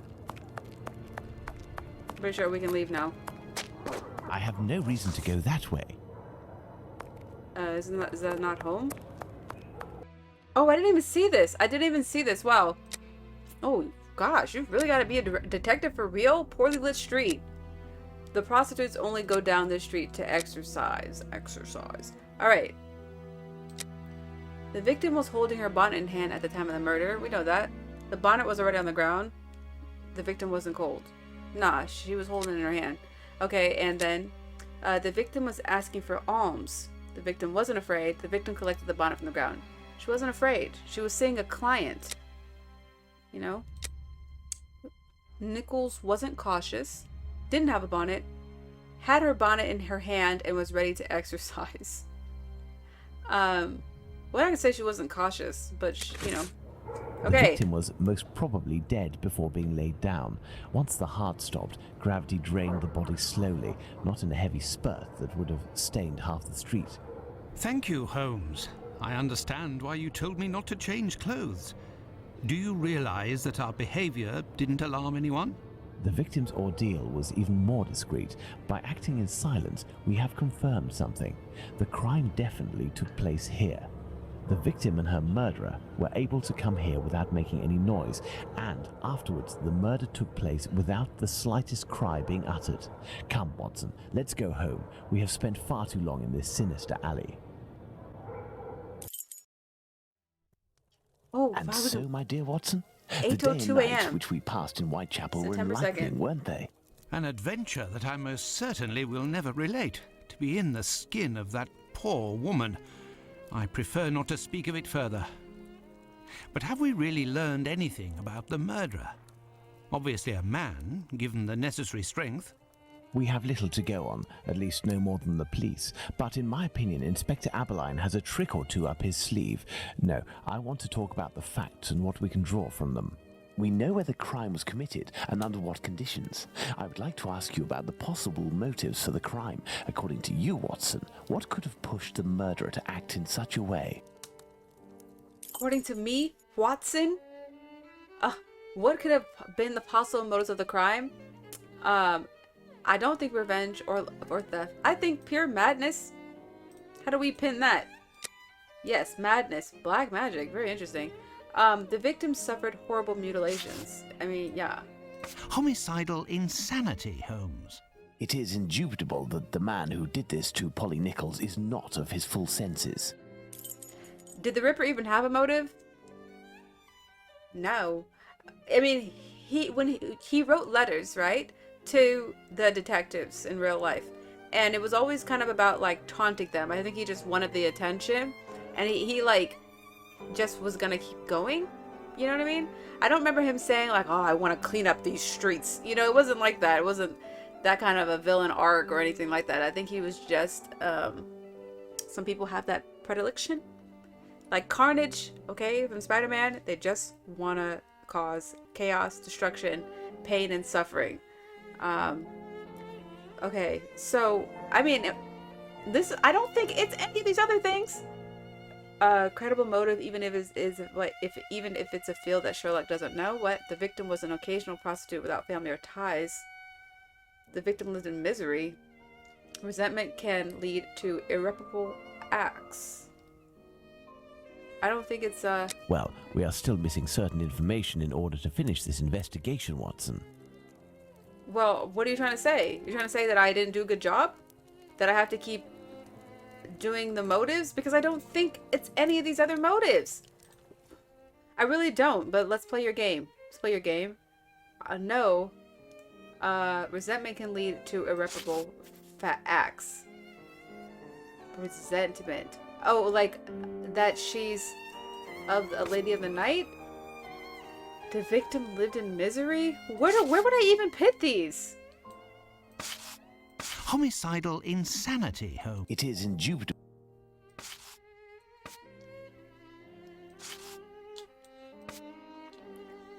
Yeah, like why would he rob her? She doesn't have any money, right? Okay. Let's see. Credible motive, even if it's a field that Sherlock doesn't know. What? Love? Okay, resentment can lead to irreparable acts. I don't know. He's not saying anything, so these must all be wrong.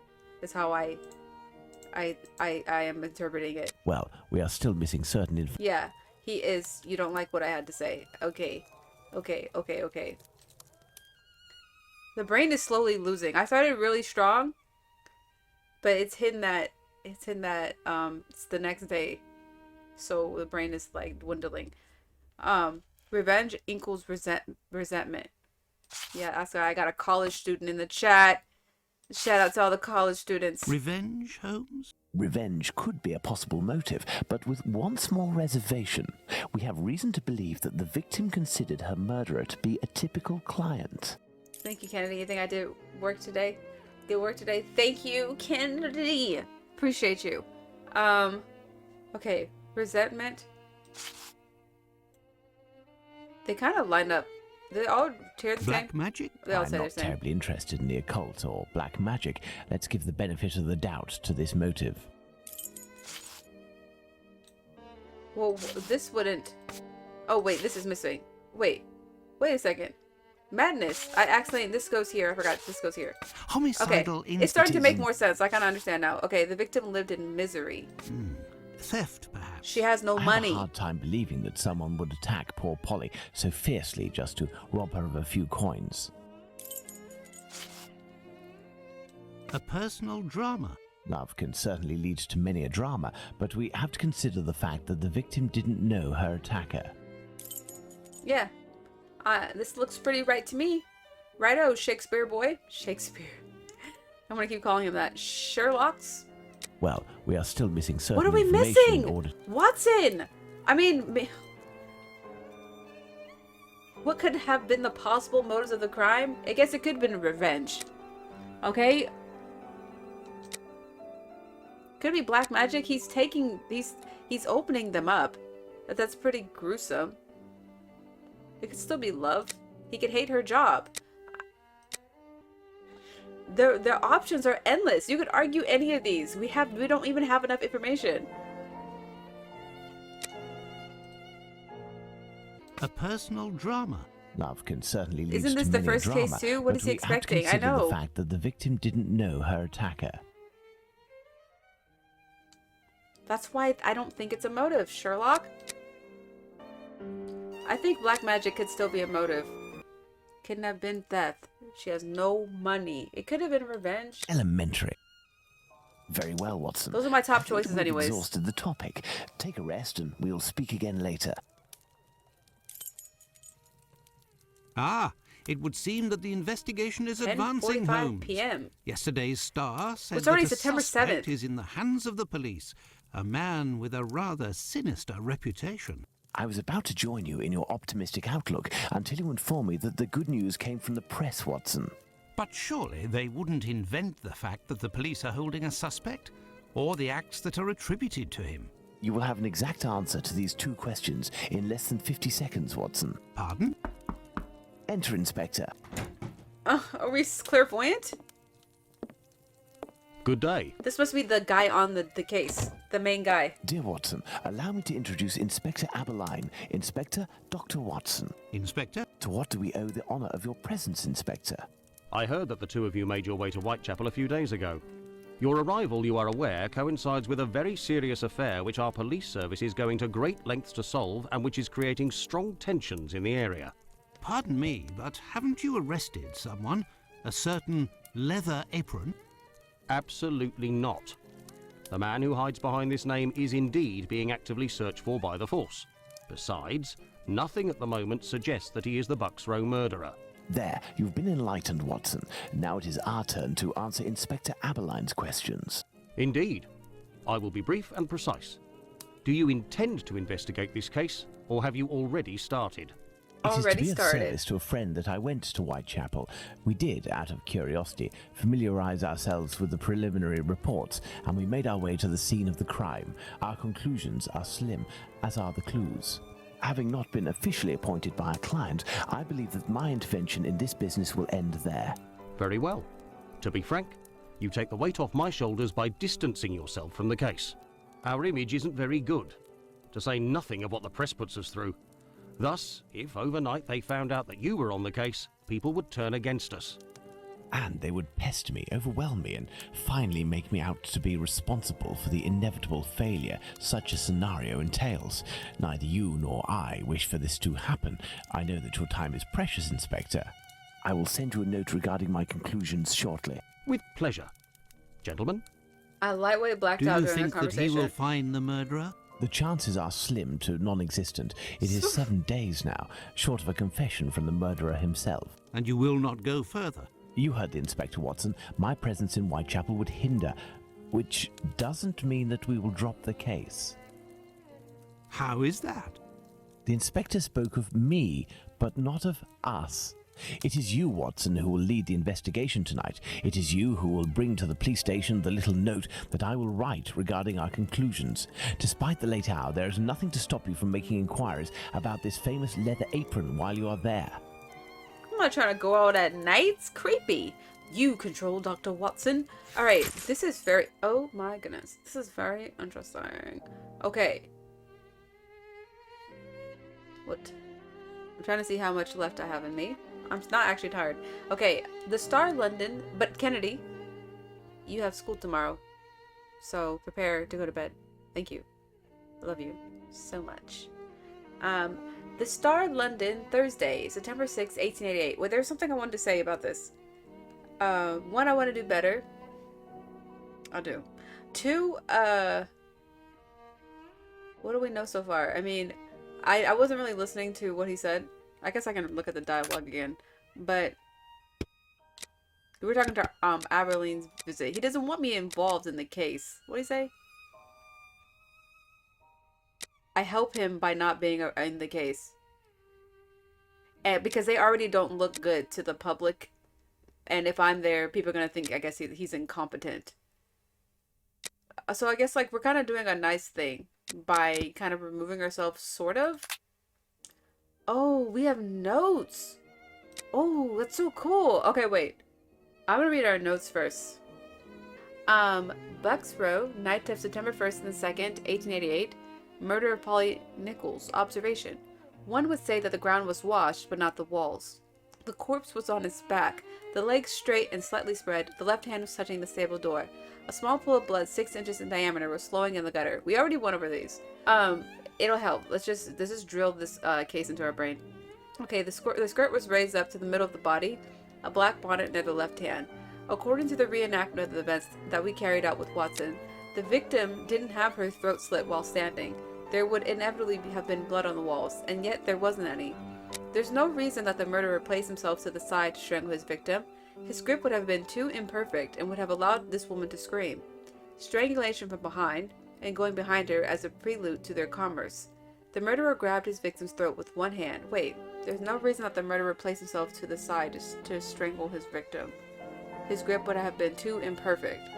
Strangulation from behind. That's interesting because in the flashback he did not strangle her from behind. Maybe it's a different murder. The murderer grabbed his victim's throat with one hand, pressing her against himself, all the while holding her mouth shut with the other. The bruise from a thumb on the right jawbone indicates that the right hand was preventing screams. The stronger left hand strangled the unfortunate woman, but this position isn't the most convenient. The victim wasn't lying on the ground before dying. The filth and dampness of the streets prevent all intimate relations in this kind of position. Strangulation standing face to face. The murderer was facing his victim and strangled her, yes, while pressing her against the wall. The grip on the neck was exact and its effect was instant. Oh, wow, he was really strong then, because I was like, how did she die that quickly? By crushing his victim's glottis, she lost consciousness, and he killed her in a score of seconds. Wow, he's massively strong! The bruise from a thumb on the right maxillary indicates that the right hand served to keep the mouth shut, the stronger left to crush her throat. Ah, the stronger left. Indeed, it may have been like this that these things happened. See, it's good I read this. Once the victim was strangled and laid dying on the ground, let's look at the reenactment on the ground. The murderer didn't stab the victim in the stomach. He wanted to be sure that the victim was dead, or at least that she wouldn't be able to utter in the slightest during his vile acts. If the murderer was kneeling alongside, he would have risked seeing blood flowing towards him in an uncontrollable manner. Nonetheless, this remains a possibility. And if the murderer was kneeling at the top of the head with the left hand, there is little room to use the knife this way. This remains possible, but unlikely. With the right hand, still kneeling at the top of the head, the murderer would have thus used his knife with the right hand.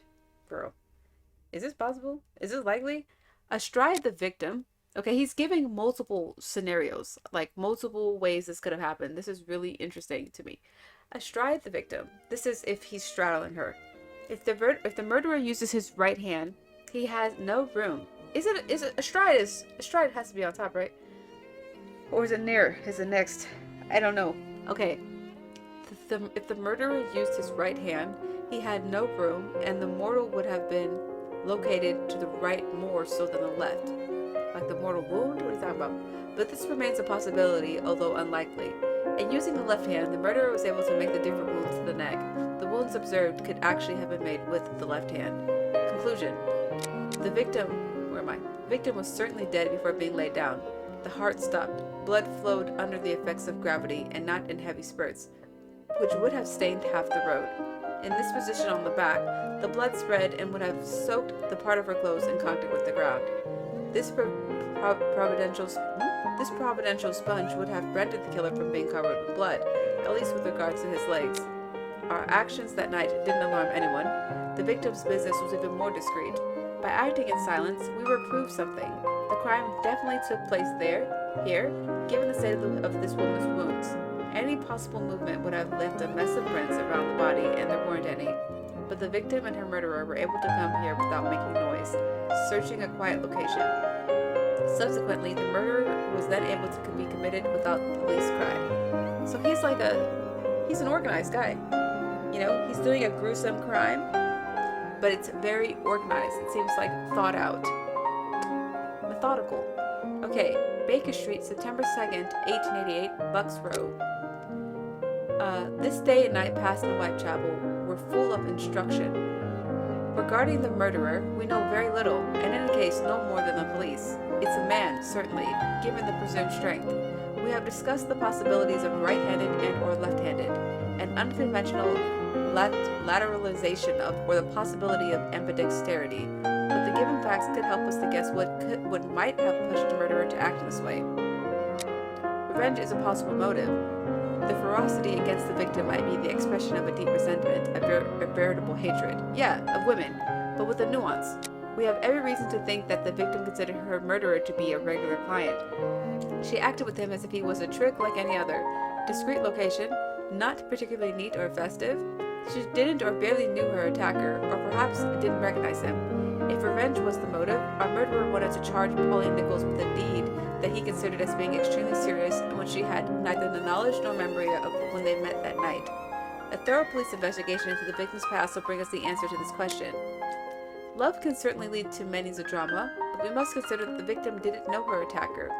If it consisted of a meeting based on true love with its highs and lows, it would have taken place elsewhere than this sordid corner, and would have provoked raised voices before the actual act. In my opinion, this possibility is completely ruled out. A deep jealousy can change into hatred, but who would have reason to be jealous of poor Polly Nichols?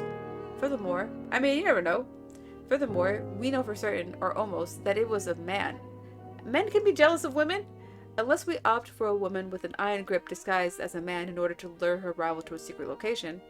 This doesn't make sense and must be ruled out. Money? I have a hard time believing that someone attacked poor Polly with the sole purpose of stealing a few coins. Perhaps the murderer picked her pockets, but in none of the cases can it be the reason for the crime. Certain gangs extort money from the prostitutes. While the third degrees are plentiful, murders are rare and don't show such savagery. This possible scenario should thus be ruled out. As for what concerns madness, it is certain that a man who did to Polly Nichols what we know him to have done does not have all of his reason.